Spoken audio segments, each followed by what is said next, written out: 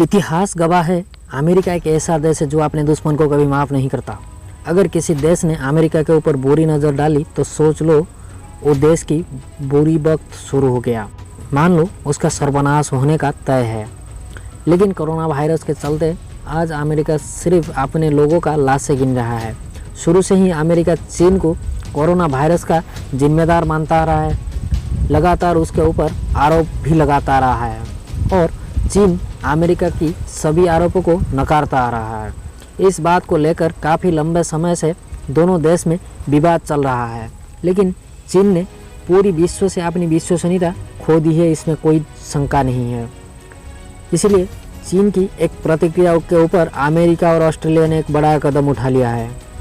बात है 16 अप्रैल 2020 की, जब चीन के एक जंगी जहाज़ हाईजैक DG-8 और एक कोस्ट गार्ड शिप को दक्षिण चीन महासागर में युद्ध अभ्यास करते हुए मिले। लेकिन चीन का कहना है कि ये जहाज़ एक खास तरह की सर्वे के लिए निकले हैं।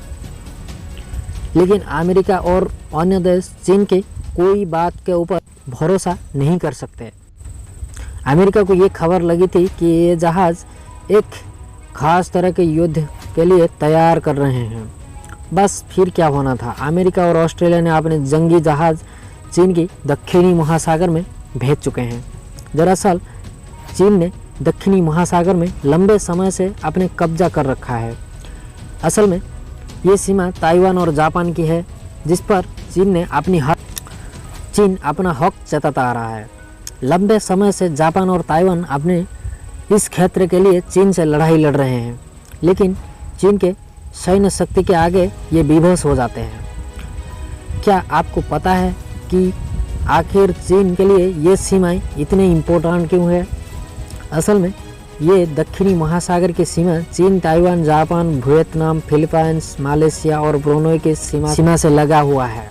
अभी चीन इस सीमा के ऊपर 90% दखल कर रहा है, फिर भी चीन इस पूरे इलाके के ऊपर दखल करना चाहता है।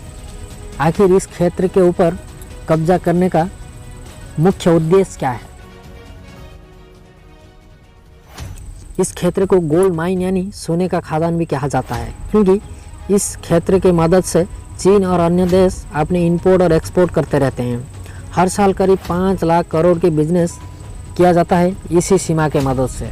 और दूसरी बात तो ये रही, इस इलाके के ऊपर कई सारे तेल की कुएं मौजूद है, जिसके लिए चीन ये सीमा को छोड़ना भी नहीं चाहता।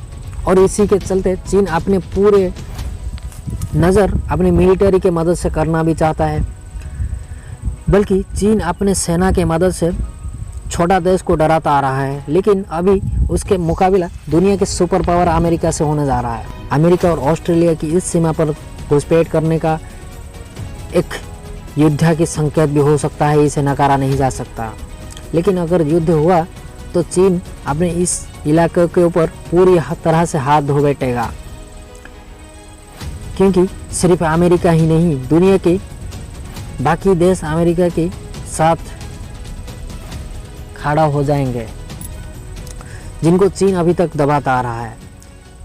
ऐसे अमेरिका की मानना है कोरोना एक प्राकृतिक आपदा नहीं है, ये चीन की एक सोची समझी चाल है जो चीन पूरे विश्व के ऊपर किया है, खास करके अमेरिका के ऊपर।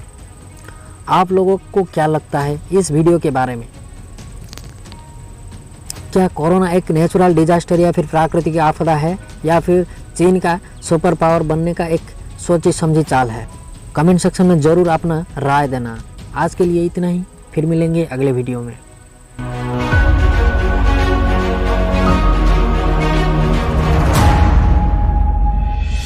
हमारी हर वीडियो के अपडेट पाने के लिए अभी सब्सक्राइब करिए हमारे चैनल को और दबाइए बेल आइकन को।